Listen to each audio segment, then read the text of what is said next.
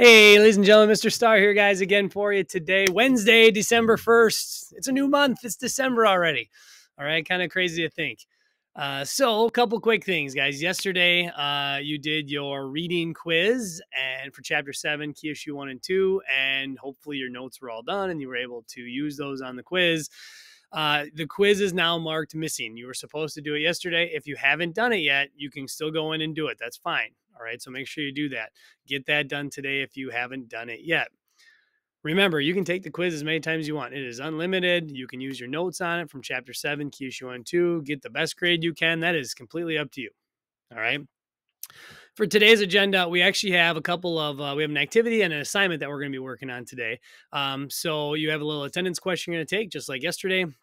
And again, that's just so that I see that you're actually engaging in what we're doing. And I think pretty much everyone is. That's great. Good to see. You have a little activity that we're going to do, and I'll show you how to do it. It's called the Models of Spatial Relationships, and we'll take a closer look at that in a minute. And then we have an activity that we're going to turn in for an assignment, which is called the Aspiring Nations Activity, and that's going to be due tomorrow. All right. So let's go ahead, guys, and take you through Schoology real quick. So we have our landing page here with all of our updates.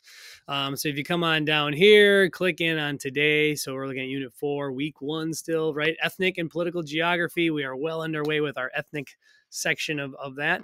And you come on down to Wednesday today. Click in on it. All right, right there, you've got your attendance question again. Same question. It's just yes, right? If you're there, if you're engaging, you're good to go.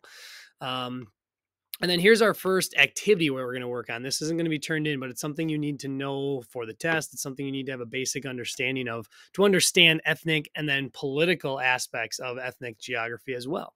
All right, so I'm going to click in on that and show you what we've got there. All right, I'm going to have you probably download that in Kami so you can answer the questions there.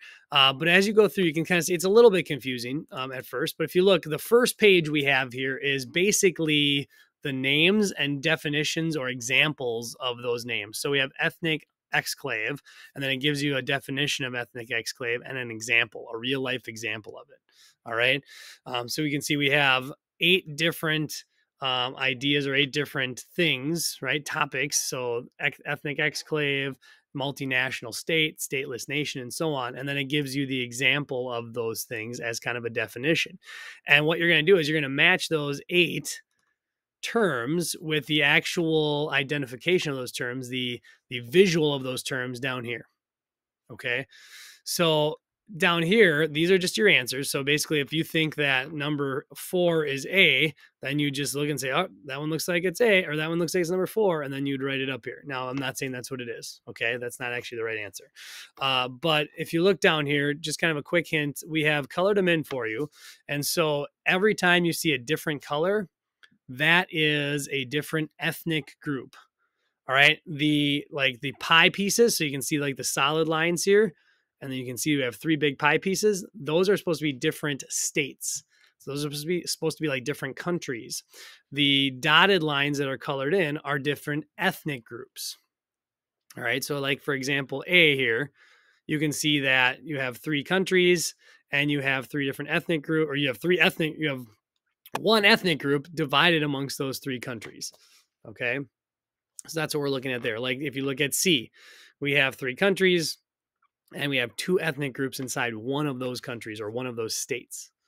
All right. So that's what we're looking for. So again, you're going to match the visuals here that we have right here to the answers up here. So you're just going to write down next to the number, if it's A, B, C, D, or E, or whatever it might be. All right. And that matches to this. So do your best on it, ladies and gentlemen. We'll take a closer look at it. We'll talk more about it later on as well. I'm going to go back real quick so we can see what else we have. Now, if you didn't understand my instructions I just gave you, there is also a recorded set of instructions here. I think they're actually Mr. Sheridan. So if you want to listen to that, if you'd rather listen to his voice instead of mine, you could do that as well. And he'll take you through what to do for the models of spatial relations, all right, or the relationships. Your activity, or your assignment, I should actually say, for today is the Aspiring Nations. All right. So if you click on this right here, the quick little change in the directions. We want you to do 5. You have to complete 5 of these Aspiring Nations. If you want to complete all 7 of them, you can do that. Actually, there might be 8. If you want to complete all 8, that's fine. Whatever it is, you must do 5. But in those 5, you have to include the Kurds. All right, so if we click in and look at our assignment here again, you can just open it in Cami. You have right here, this actually comes from an article called The 10 Countries That Are Most Likely to Become New Nations. And so we've talked about some of these nations, some of these countries before this, like Catalan, right? We've talked a little bit about that in class as well, especially when we're talking about language. And so we can see that there are some examples here. So you have 1, 2, 3, 4, 5, 6, 7, and 8. So there are 8 of them. You have to do this one right here. You have to do the Kurds. All right. So down here, you're going to choose the Kurds, and then you're going to choose 4 other groups here that we have represented up here to read about them. And then you're going to complete the chart for those groups. So you have to have 5 total done. But again, the Kurds have to be one of them. All right, so you're just going to go through, you're going to read them, you're going to answer the questions in the chart then. So why should this be a sovereign state? Remember, state is like country here. And then why should it still be part of the current state they're in? Why should they not be allowed to become their own state? All right, and when you're all done, we're going to change our ranking because we're not going to have all 8 of them done, but I want you to rank them 1 to 5 because you're going to have 5 total.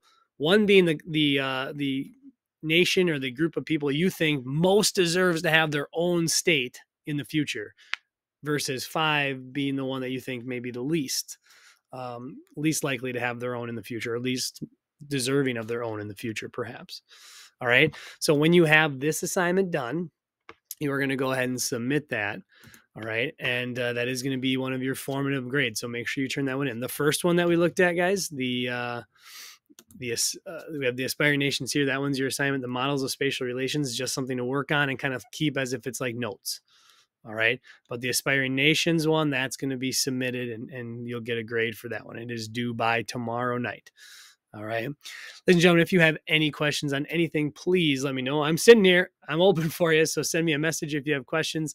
Otherwise, guys, I will talk to you again tomorrow. Have a good one.